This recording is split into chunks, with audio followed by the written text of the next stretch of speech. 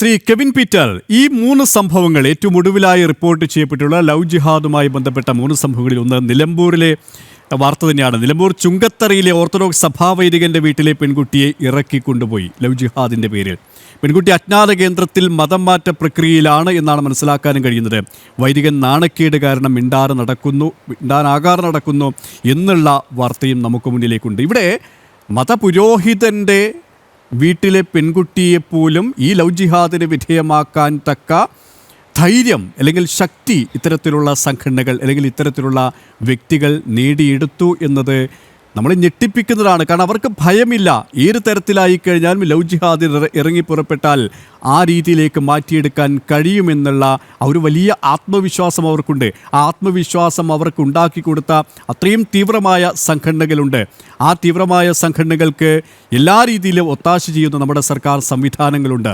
നേരത്തെ Shri R V Babu ചൂണ്ടിക്കാണിച്ചതുപോലെ തന്നെ കൊട്ടാരക്കരയിലെ ആ വ്യക്തിക്കെതിരെ കേസെടുക്കാൻ ഇതുവരെയും പോലീസിന് സാധിച്ചിട്ടില്ല. ഇങ്ങനെ സർക്കാർ കയ്യും കെട്ടി നോക്കി നിൽക്കുന്നതല്ലേ ഇത്തരത്തിലുള്ള ശക്തികൾക്ക് ഇങ്ങനെ ശക്തി കൂടിക്കൂടി വരാൻ കാരണം? ഒപ്പം നമ്മൾ മനസ്സിലാക്കേണ്ട ഒരു യാഥാർത്ഥ്യം കൂടിയില്ലേ, ഇത്തരത്തിൽ ക്രൈസ്തവ സംഘടനകൾ ഹൈന്ദവ സംഘടനകളായി കഴിഞ്ഞാലും ഒരുമയോടെ നിന്നുകൊണ്ട് ഇത്തരം ശക്തികൾക്കെതിരെ ഒരുമിച്ച് പോരാടിയാലേ ഇനി രക്ഷയുള്ളൂ എന്നുള്ള യാഥാർത്ഥ്യം കൂടിയില്ലേ മുന്നിൽ? ഇത് എന്താ സംഭവം എന്ന് വെച്ച് കഴിഞ്ഞാല് ഇപ്പൊ ശ്രീ ജലീൽ പറഞ്ഞതിന്റെ പോലത്തെ ഒരു കാര്യം തന്നെയാണ് ഇതിനകത്ത് ഉള്ളത്. കാര്യം ഇതിനെയെല്ലാം ലോകത്തെല്ലായിടത്തും തീവ്രവാദത്തെ നമ്മൾ എതിർത്താൽ പോപ്പുലർ ഫ്രണ്ടിനെ എതിർത്താൽ ഉടനെ അത്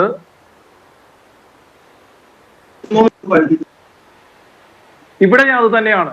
ലവ് ജിഹാദിന് ഇറങ്ങിത്തിരിക്കുന്ന ആളുകൾ, അതിന് സപ്പോർട്ട് കൊടുക്കുന്ന മതമൗലികവാദ സംഘടനകൾ, രാഷ്ട്രീയക്കാർ, അവരെയൊക്കെ നമ്മൾ എതിർക്കുമ്പോൾ, ഇപ്പോൾ റമീസിനെ എതിർക്കുമ്പോൾ ഉടനെ അത് മുസ്ലിം സമുദായത്തെ എതിർക്കുന്നതാക്കി മാറ്റുന്നു. എന്റെ ജയിലിലെ ഞാനൊരു കാര്യം ചോദിച്ചോട്ടെ, ആർ എസ് എസ് എന്ന് പറയുന്നത് ഹൈന്ദവ സമുദായത്തിലെ ഒരു പ്രബല സംഘടനയാണ്. ആ സംഘടനയെ ആരൊക്കെ എതിർക്കുന്നു? കമ്മ്യൂണിസ്റ്റ് പാർട്ടി എതിർക്കുന്നു, കോൺഗ്രസ് എതിർക്കുന്നു, കേരള കോൺഗ്രസ് എതിർക്കുന്നു, ഇസ്ലാമിക സംഘടന എതിർക്കുന്നു. ഏതെങ്കിലും ഒരു ഹൈന്ദവർ പറയുന്നുണ്ടോ അതേ ഞങ്ങൾ ഹിന്ദുക്കളെ എതിർക്കുന്നേ?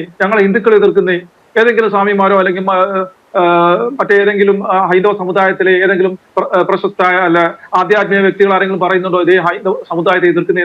കാസ ക്രിസ്ത്യൻ സമുദായത്തിലെ ഒരു സാമുദായിക സംഘടനയാണ്.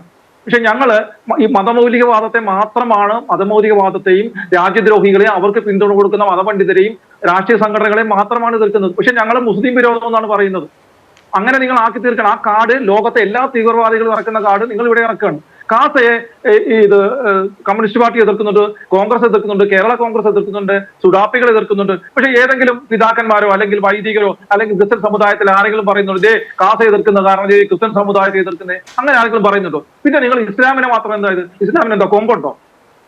തീവ്രവാദിയെ എതിർത്താൽ, മതമൗലികവാദിയെ എതിർത്താൽ, രാജ്യദ്രോഹിയെ എതിർത്താൽ, ഇതുപോലെ ലവ് ജിഹാദിലൂടെ പെൺപിള്ളാരുടെ ജീവിതം നശിപ്പിക്കുന്നത് എതിർത്താൽ ഉടനെ അത് മുസ്ലിം സമുദായത്തെ എതിർക്കുന്നതാക്കി മാറ്റി. നിങ്ങൾ അത് ആദ്യം ഇത് അവസാനിപ്പിക്കും. നിങ്ങൾ തന്നെയാണ് ആദ്യം ഇത് ചെയ്യേണ്ടത്. നിങ്ങൾ തന്നെ അതിനെ തള്ളിപ്പറയാൻ തയ്യാറാകണം. ബുക്ക് ഓഫ് ജിഹാദ് എന്ന് പറയുന്ന മലയാള പരിഭാഷയിലുള്ള ബുക്കിൽ പ്രത്യേകമായിട്ട് എടുത്തു പറയുന്നുണ്ട് എങ്ങനെയാണ് ജിഹാദ് ചെയ്യേണ്ടത്. വാളുകൊണ്ടും ധനം കൊണ്ടും കൈകൊണ്ടും പ്രവൃത്തി കൊണ്ടും എങ്ങനെയാണ് ജിഹാദ് ചെയ്യേണ്ടതെന്ന് പറയുന്നുണ്ട്.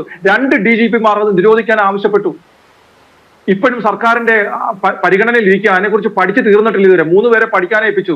വർഷം 3 കഴിഞ്ഞ് ഇതുവരെ ഏതെങ്കിലും ഒരു മുസ്ലിം സംഘടന താങ്കളുടെ പ്രസ്ഥാനം പറഞ്ഞു ആ ബുക്ക് ഓഫ് ജിഹാദ് ഞങ്ങളുടെ പെൺകുട്ടികളെ തീവ്രവാദത്തിലേക്ക് കൊണ്ടുപോകുന്നതാണ്, അത് ആദ്യം നിരോധിക്കണമെന്ന് നിങ്ങളുടെ സമുദായത്തിൽ നിന്ന് ഏതെങ്കിലും ഒരു മതപണ്ഡിതൻ, ഏതെങ്കിലും ഒരു രാഷ്ട്രീയക്കാരൻ, ഏതെങ്കിലും മുസ്ലിം സമുദായ സംഘടന ആ ബുക്ക് ഓഫ് ജിഹാദിനെ നിരോധിക്കണമെന്ന് സർക്കാരിനോട് ആവശ്യപ്പെട്ടോ? ഇല്ലല്ലോ. അപ്പൊ നിങ്ങൾ ഇവിടെ എല്ലാ യുവാക്കളുടെ കയ്യിലും PDF ആയും ഹാർഡ് കോപ്പി ആയിട്ടും ബുക്ക് ഓഫ് ജിഹാദ് എത്തുമ്പോൾ അവർ അത് വായിച്ചിട്ട് മനസ്സിലാക്കുന്നു എങ്ങനെയാണ് അമുസ്ലിങ്ങളെ ഇസ്ലാമിന്റെ പാതയിലേക്ക് കൊണ്ടുവരേണ്ടത്, പെൺപിള്ളാരെ എങ്ങനെയാണ് കൊണ്ടുവരുന്നത്, എങ്ങനെയാണ് അവരെ കൊലപ്പെടുത്തേണ്ടത്, അവർ വന്നില്ല എങ്കിൽ എങ്ങനെ അവരെ ഉന്മൂലനം ചെയ്യണം. ഇതൊക്കെ നിങ്ങളുടെ യുവാക്കൾ പഠിക്കുന്നു.